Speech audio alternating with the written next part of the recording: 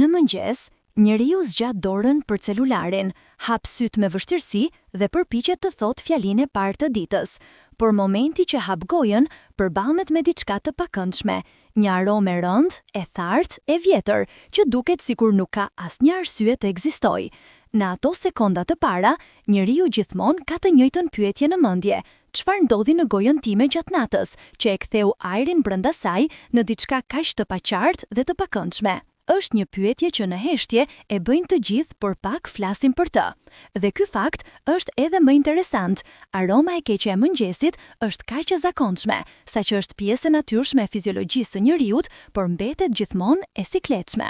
Sot, historia e këtij fenomeni do të shpaloset njësoj si një dokumentar i brendshëm i trupit të njeriut. Do të shihet se çfarë ndodh gjatë gjumit në heshtjen totale të natës, kur askush nuk mendon për gojën e vet, por goja vazhdon të jetë një botë e gjallë që punon, ndryshon dhe krijon aromë. Fillimi i natës, çasti kur pështyma fiket.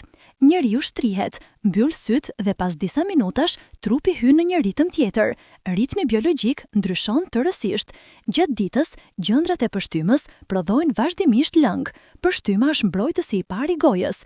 Ajo shpëlaj çdo gjë: mbetjet ushqimore, bakteret, acidet, qelizat e vdekura dhe madje neutralizon molekulat me aromë të keqe. Por në momentin që njeriu bie në gjumë, trupi vendos të kursej energji. Kjo do të thotë se shumë sisteme ulin aktivitetin. Një nga të parat që bie është sekretimi i pështymës. Gjatë natës, prodhimi i pështymës mund të bjerë deri në 90%. Në këtë çast, fillon zinxhiri i ngjarjeve që përfundon te aroma e keqe e mëngjesit. Me pak pështymë, goja thahet. Kur goja thahet, bakteret nuk pastrohen. Kur bakteret nuk pastrohen, ato shumë fishohen më shpejt. Ky është mekanizmi numër 1 i aromës së mëngjesit dhe është krejtësisht i pandalshëm. Nuk ka njeri që e shmang. Bakteret, arkitektët e aromës së keqe. Në gojën e çdo njeriu, edhe të atij me higjenë perfekte, ka qindra lloje bakteresh. Disa janë të dobishme, disa të padëmshme, por disa të tjerë janë specialistë në prodhimin e aromave të pakëndshme. Këta baktere ushqehen me proteinat nga ushqimi, qelizat që trupi heq natën dhe mbetjet e vogla që ngecin në mes të dhëmbëve. Kur bakteret konsumojnë proteina, ato prodhojnë komponime sulfurike të paqëndrueshme. Këto janë molekula që kanë aromë të fortë, të rëndë dhe zakonisht i ngjajnë vezeve të prishura, metalit të oksiduar ose një erë të përzier djegëse e të thartë. Ditën, pështyma i shplaj këto molekula, por natën, pështyma pothuajse ndalon së rrjedhuri. Kjo bën që komponimet sulfurike të grumbullohen, dhe në mëngjes, njeriu zgjohet me një erë që nuk e kishte para se të flej. Frymarrja me gojë, një tharëse natyrore që e përkeqëson gjithçka. Shumë njerëz flen me gojë hapur pa e ditur. Kjo ndodh për arsye të ndryshme: hundë të bllokuara, alergji, devijim të septumit, zakoni gjomit, pozicioni gabuar i kokës. Frymarrja me gojë e bën që ajri të hyjë direkt dhe të thajë sipërfaqen e gojës. Nëse pështyma është fuqia mbrojtëse e gojës, frymarrja me gojë është armiku i saj. Gjatë 6 deri 8 orëve gjumë, ajri i thatë e kthen gojën në një ambient ku bakteret që prodhojnë aromë punojnë me 2 fish efikasitet.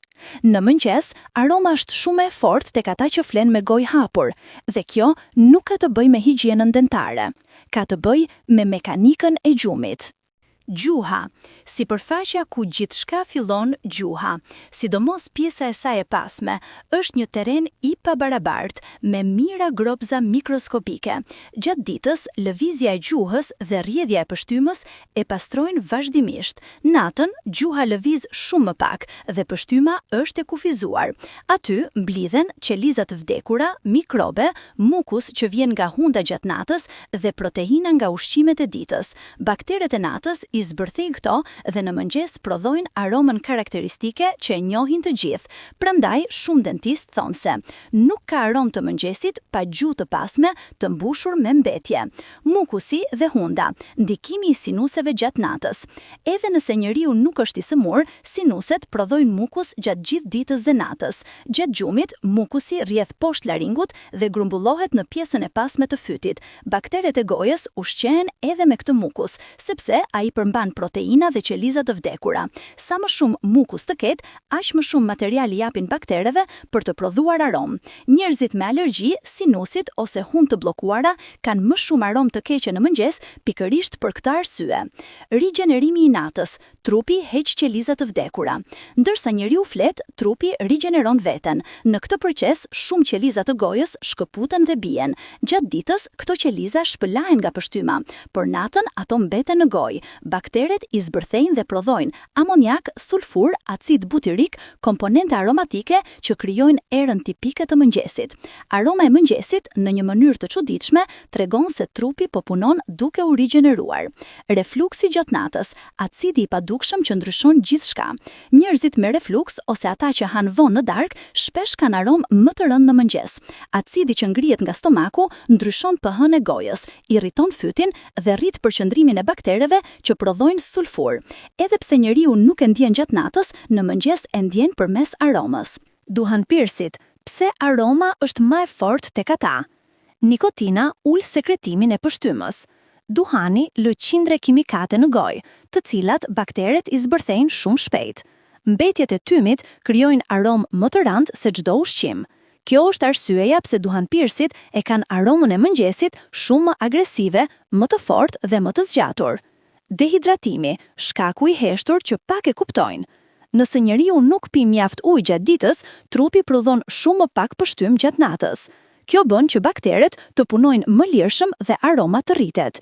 Një gotë ujë para gjumit mund të bëjë ndryshim të madh, por shumica e njerëzve harrojnë të pinë ujë mbrëmjeve. Mbrëmjet pa larë dhëmbët, një skenar i rrezikshëm për aromën e mëngjesit.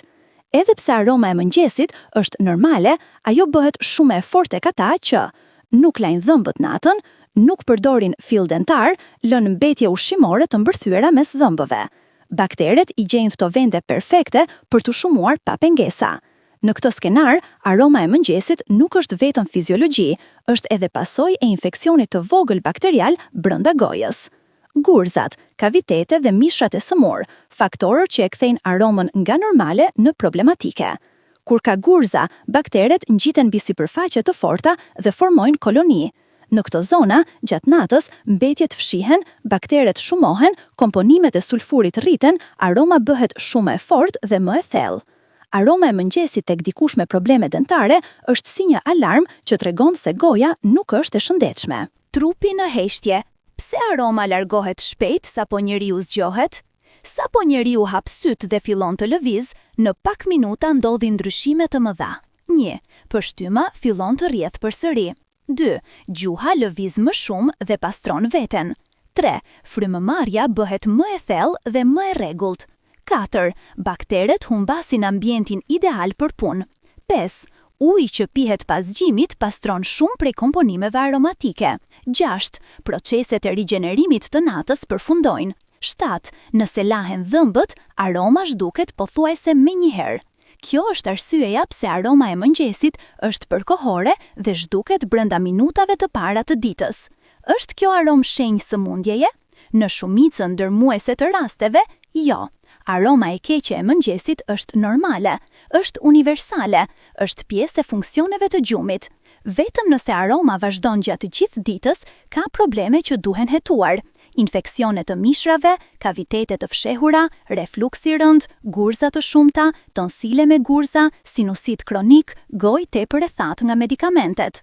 Por aroma e mëngjesit është vetëm prova se trupi ka qenë në gjendje gjumi. Në fund të fundit, aroma e mëngjesit është histori biologjike. Ajo tregon se goja është tharë, pështyma është ulur, bakteret kanë punuar, gjuha ka grumbulluar materiale, mukusi ka lëvizur, qelizat e vdekura janë zbërthyer, trupi ka rigjeneruar veten, dhe tani çdo gjë rikthehet në normalitet. Aroma e mëngjesit është thjesht fillimi i ditës, një kujtesë e vogël se edhe në orët e heshtura të gjumit, trupi nuk pushon asnjëherë.